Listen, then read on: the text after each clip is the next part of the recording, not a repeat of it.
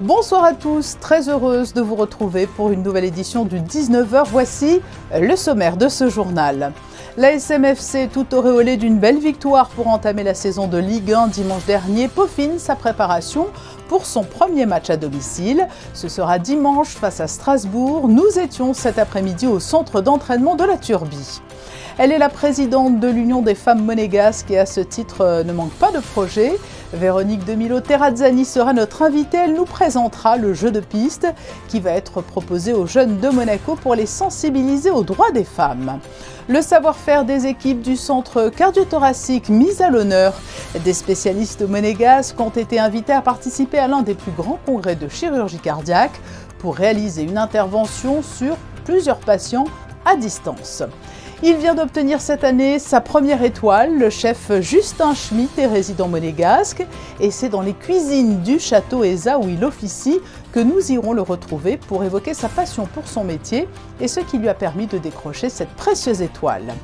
Un clin d'œil à une nouvelle boutique qui va contribuer à dynamiser le quartier du Rocher. Il s'agit de Maillot qui, vous le verrez, vous invite au voyage en quelque sorte. À la Galerie des Pêcheurs, l'exposition des clichés sous-marins d'Olivier Jude. Plusieurs zones marines protégées du monde ont été photographiées par l'auteur pour mettre en lumière la beauté des fonds marins. Une victoire pour débuter la saison et une belle victoire 4-0. De nouvelles recrues qui sont venues rejoindre le groupe aujourd'hui. La SMFC a le sourire et avant de nous rendre au centre d'entraînement de la Turbie, nous sommes allés vous demander si vous fondiez beaucoup d'espoir sur les footballeurs monégasques cette année. Voici vos réponses au micro de Vanessa Dessy et Jean-Alexandre Dordet. Excellent club, excellent effectif, on peut toujours aller plus haut et on ira plus haut. C'est une très bonne équipe, très bon attaquant, le gardien aussi super, il nous a fait de beaux sauvetages, franchement je suis très content et merci à eux. On a vu les matchs de préparation qui sont pas mal, espérons qu'ils poursuivent dans cette dynamique.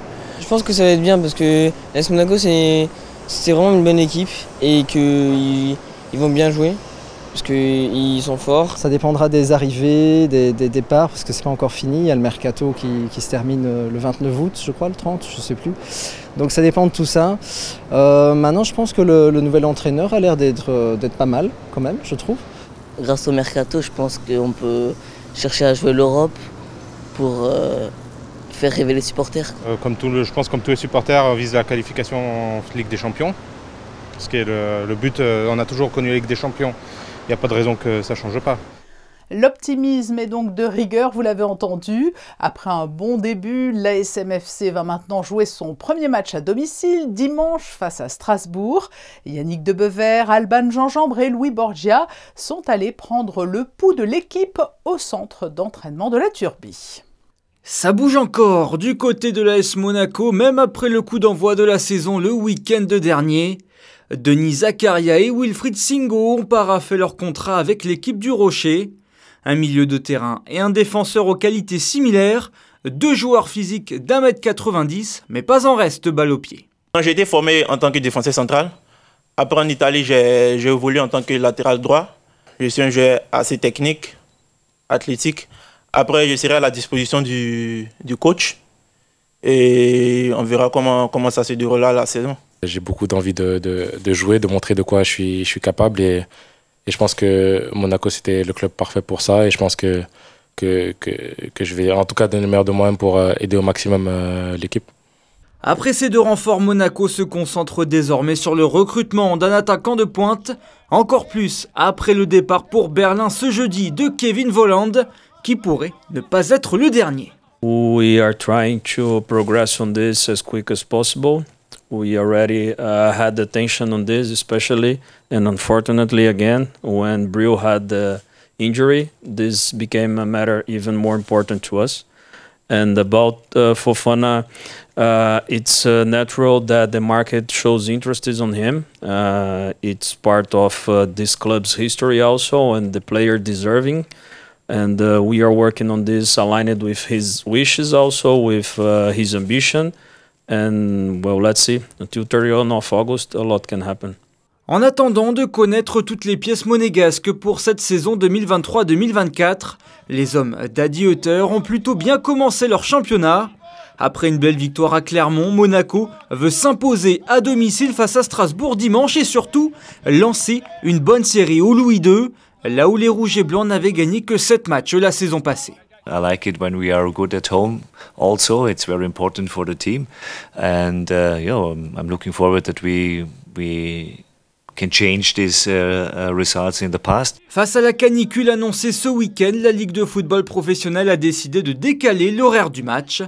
Le coup d'envoi de Monaco-Strasbourg sera donné à 19 h au lieu de 17 h initialement.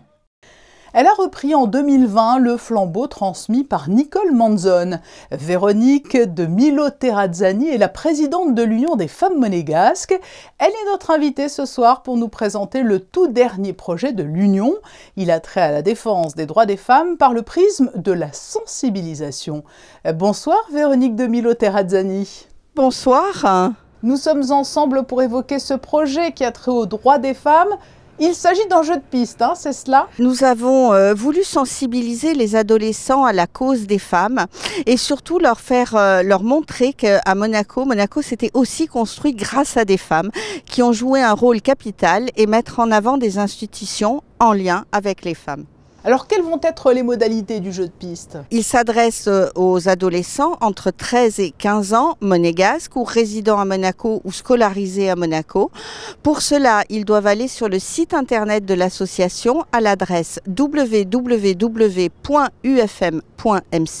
pour s'inscrire.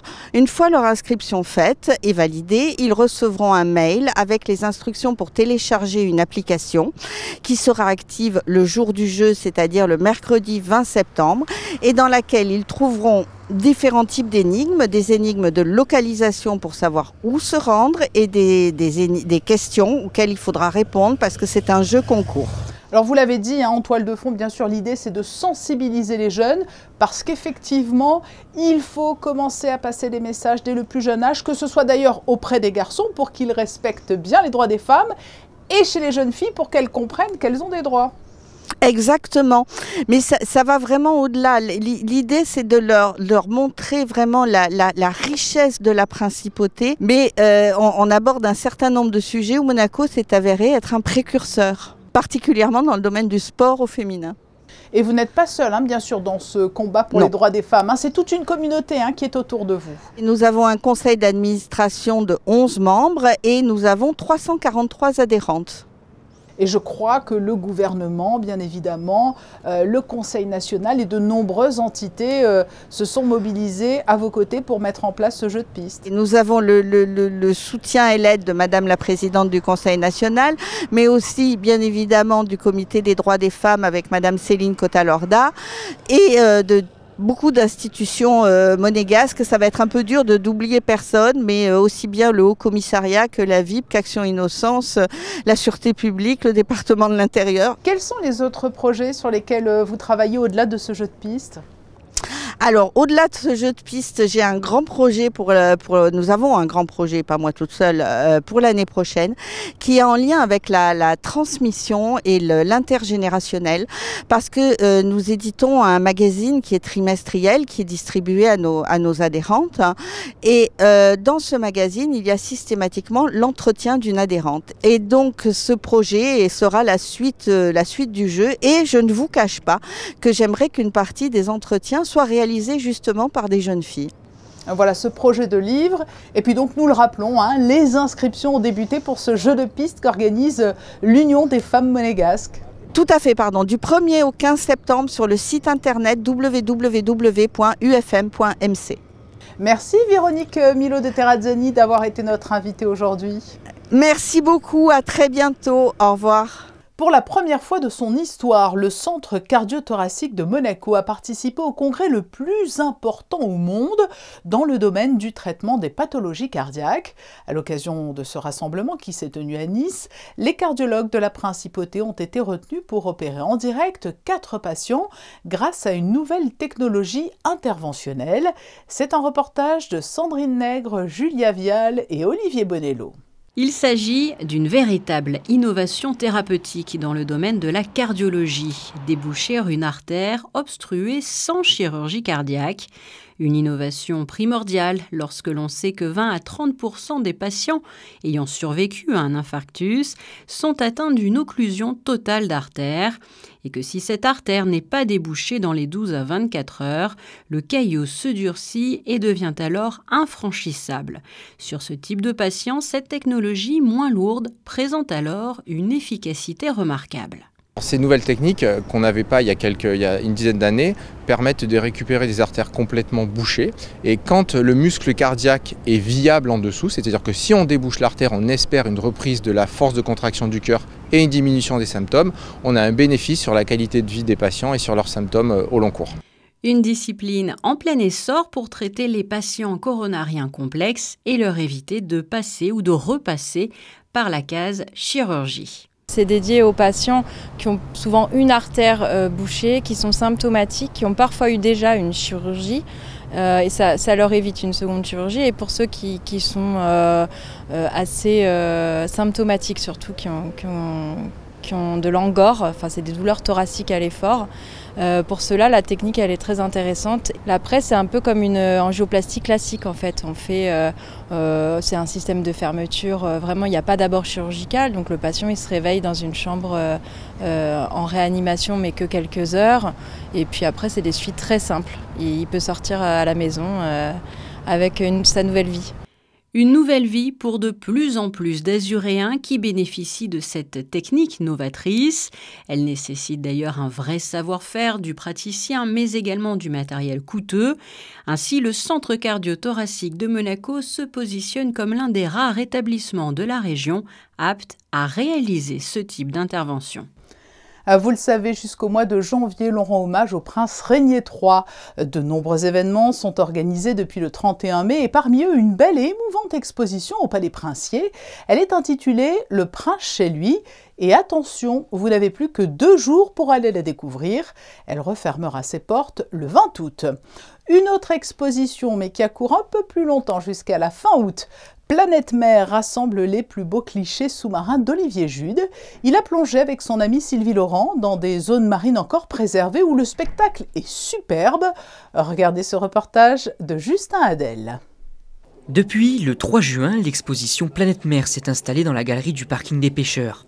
Plusieurs dizaines de clichés sont exposés, des photos sous-marines qui nous permettent de voyager, des Açores en passant par la mer Rouge, l'océan Indien, le parc national de Komodo et la mer Méditerranée, ces captations uniques, sans retouche, dévoilent une richesse maritime insoupçonnée. L'occasion de transmettre un message environnemental. Alors, ce sont des images qui sont là pour vanter la préservation de l'environnement. Ce qu'on veut montrer, c'est que si on arrive à voir tel animal, c'est pour ça qu'il y a des photos macro et des photos également d'ambiance, c'est pour montrer que le patrimoine marin est très très riche. Vous avez derrière vous un requin qui a été photographié sur le site des Açores, à 80 nautiques de Fayal. Le site s'appelle Princesse Alice. Pourquoi? Parce que le prince Albert Ier est allé là-bas, a créé ensuite la station de météorologie. Beaucoup de choses portent encore le nom de Monaco.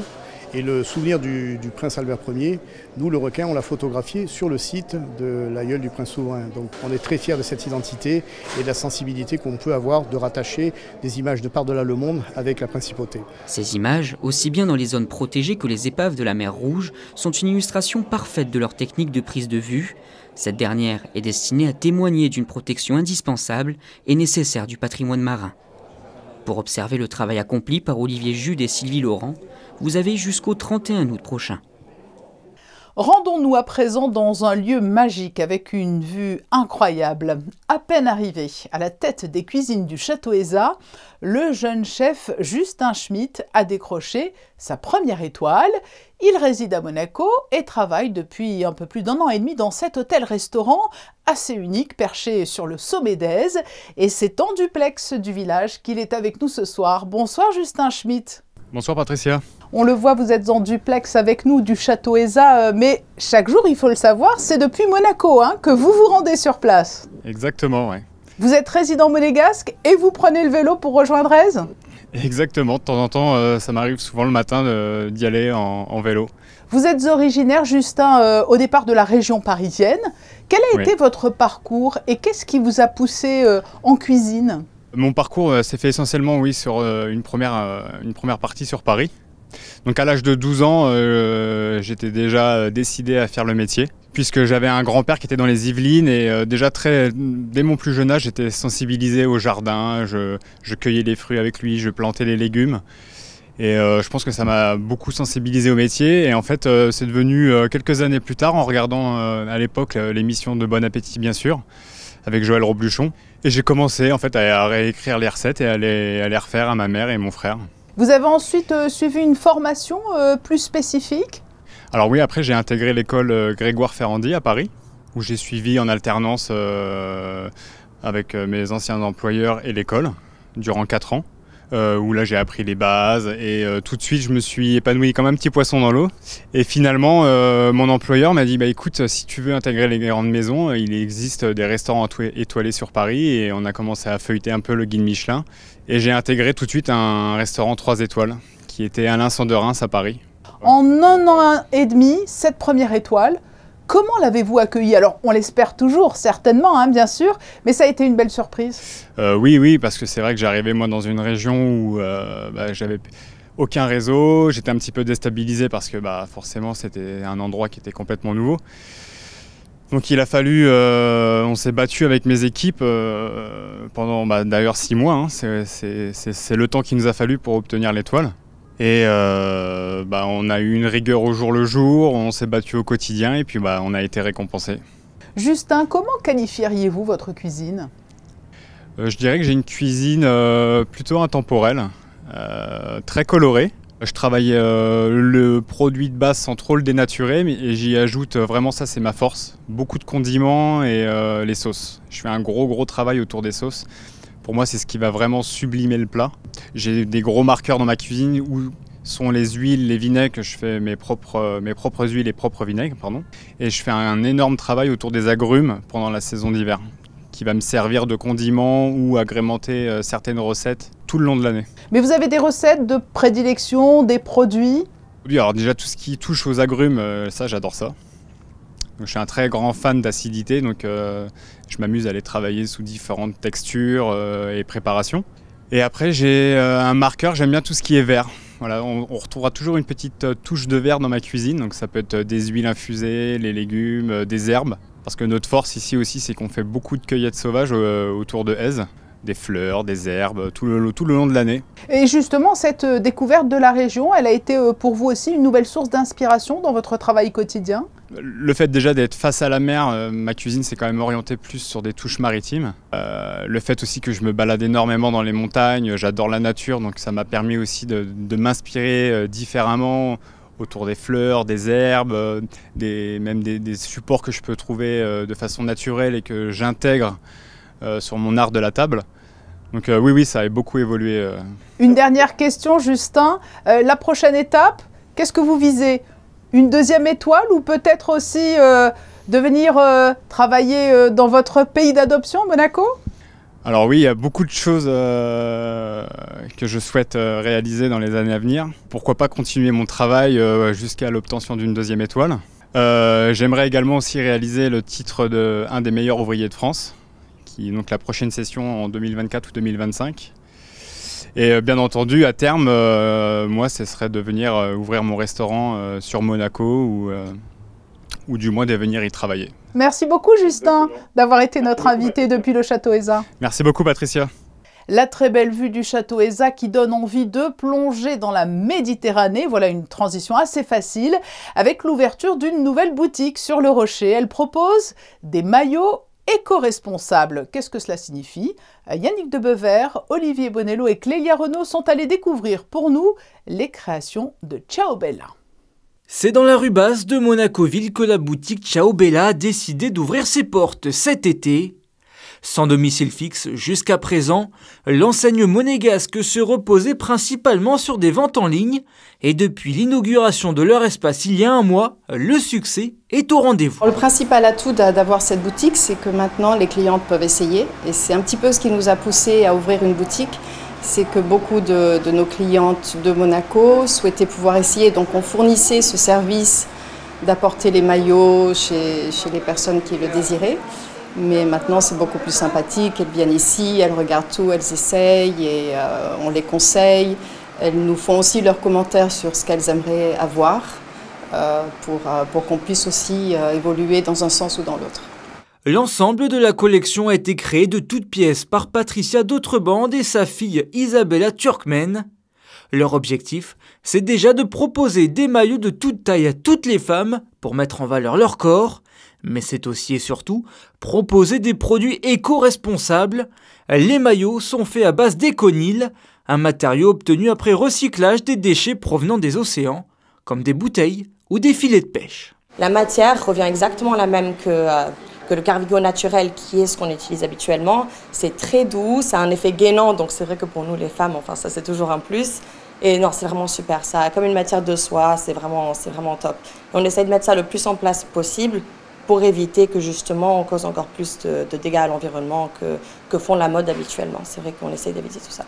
Pour s'ancrer encore un peu plus dans le domaine associatif, Ciao Bella s'est associée à la fondation Kate Powers qui organise un dîner entre femmes en septembre. À cette occasion, l'enseigne familiale proposera un défilé avec des modèles allant de 30 à 80 ans. Cette information pratique, profitant de la réduction des flux de circulation automobile durant le mois d'août, des travaux géotechniques nécessitant la mise en place d'une alternance de circulation sont actuellement effectués sur la dorsale au niveau du 19 boulevard du Larvoto. Il s'agit des sondages préparatoires à la réalisation de l'opération immobilière du Larvoto supérieur. Ils vont durer jusqu'au 8 septembre. La circulation est alternée de 9h à 12h30 et de 14h à 18h lors des heures d'intervention. Au Larvoto, où il fait bon se baigner en cette période de forte chaleur, est-ce que les températures vont poursuivre leur envolée? Que nous réserve la météo de samedi? Réponse avec vous, Yannick Debevert. Bonsoir Patricia, bonsoir à tous. Un peu plus de brume est à prévoir ce samedi, mais rien de bien méchant, c'est le soleil qui dominera le ciel monégasque ce week-end. Pour ce samedi, les températures restent élevées avec 26 au lever du jour et 32 degrés pour la maximale. En ce 19 août, journée mondiale de l'aide humanitaire, Saint-Jean-Eudes est à l'honneur. Et pour évoquer demain cette journée de l'aide humanitaire, le secrétaire général du département des Relations extérieures et de la coopération, Isabelle Rosa Brunetto, sera notre invitée demain. Pour nous quitter, les photos de fin d'édition nous font faire ce soir un bond dans le temps pour remonter 20 ans plus tôt, lors de la visite officielle à la fin du mois d'août 2003 à Monaco de la présidente du Panama. Mireia Moscoso avait ensuite quitté ses fonctions un an plus tard, mais elle reste à ce jour la seule femme à avoir présidé ce pays d'Amérique centrale. Nous nous retrouvons demain à 19h pour une nouvelle édition. Très belle et douce soirée à vous.